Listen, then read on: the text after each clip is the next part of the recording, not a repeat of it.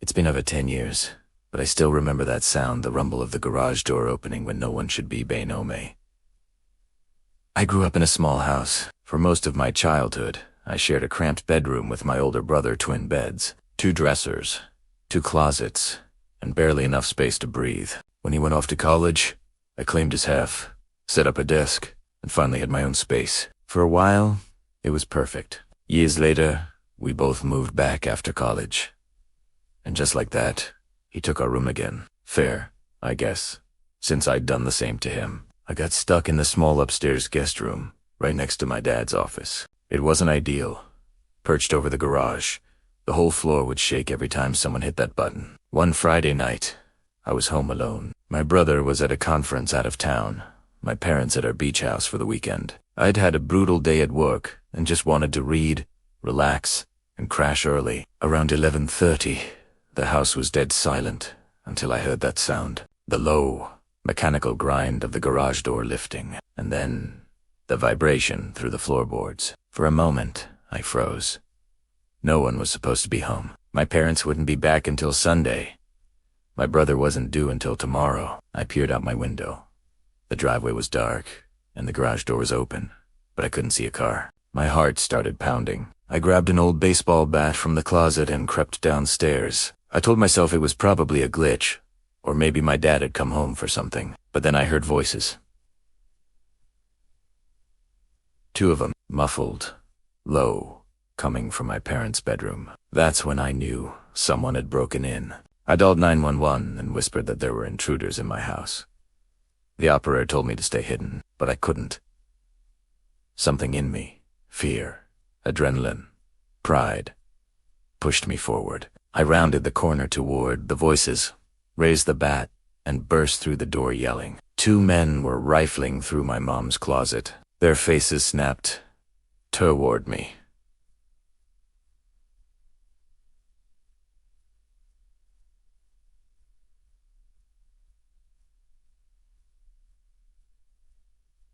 Shocked, I swung at the nearest one, cracked his leg, but the other tackled me before I could lift the bat again. We crashed to the floor. He was stronger, easily overpowered me. His hands clamped around my throat. I gasped for air, clawing at him, when I saw the other man crawling closer, something glinting in his hand. A knife. I thought that was it, that I'd died there, in my parents' bedroom. Then, faintly, sirens. They both froze. One grabbed my bat, swung, and everything went black. When primera que meto, a police officer was shaking me awake. The intruders had escaped through the backyard door when they heard the sirens. I had a mild concussion but was otherwise fine. My parents installed cameras and alarms that same week, but what haunts me most isn't the attack. It's how they got in. The doors were locked. The only way to open the garage was with the button in my car, a button only my family knew existed. They knew we'd all be gone. They knew how to get inside, and I'll never know who they were. Story 2. The call about my mother 6 months ago. I learned what it feels like to be bait. I had moved back to my hometown to take care of my aging mother. She was stubborn, insisted she didn't need help, even after a few minor falls. I'd begged her to get a medical alert system. She refused every time. One quiet evening, my phone rang. Unknown local number. I answered. A woman's calm, professional voice told me she was a nurse at the local hospital. My mother, she said, had fallen and hit her head. She was awake, but asking for me. She knew my mom's full name, address, even her hip replacement surgery from a few months back.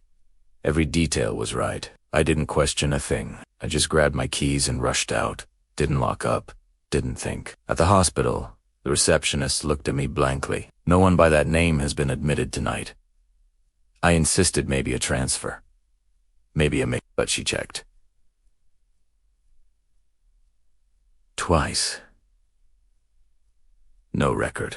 I stepped outside, trembling, and called my mom's landline. She answered. Half asleep. Perfectly fine. That's when it hit me. Someone had lured me out. I sped home, heart in my throat. The house was dark. The door closed. But when I stepped inside, everything was destroyed. TV gone. Laptop gone.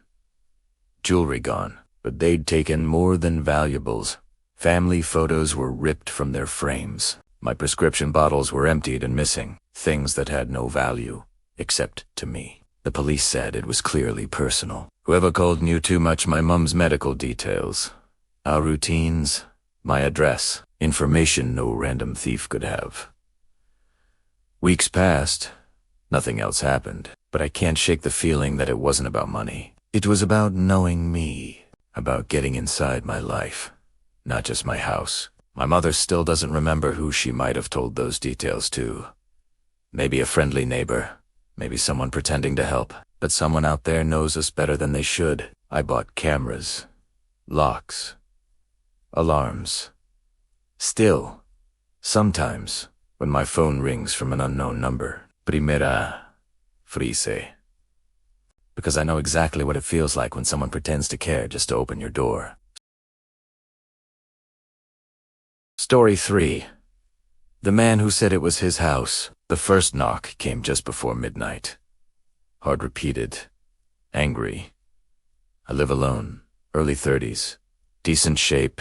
Quiet life in a rented house I've grown to love. The kind of neighborhood where nothing bad ever happens. So when someone started pounding on my door, I was more irritated than scared.